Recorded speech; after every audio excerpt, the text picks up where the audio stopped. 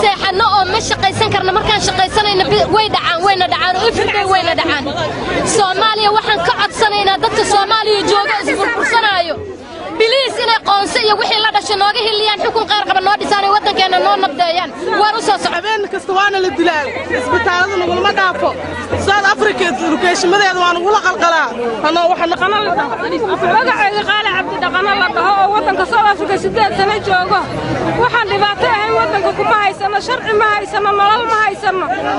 ragayni waa la laayay ilmahayni ciyaaladayni la soo wada diray location-yadii lagu wada gogowracay waa mid curiyaan ku eega dhagaxa lagu dilaya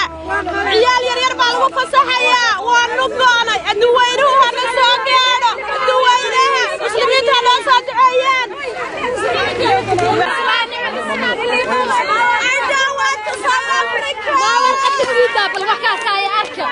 arkada waxaan ugu haysta meeshaas warkaasi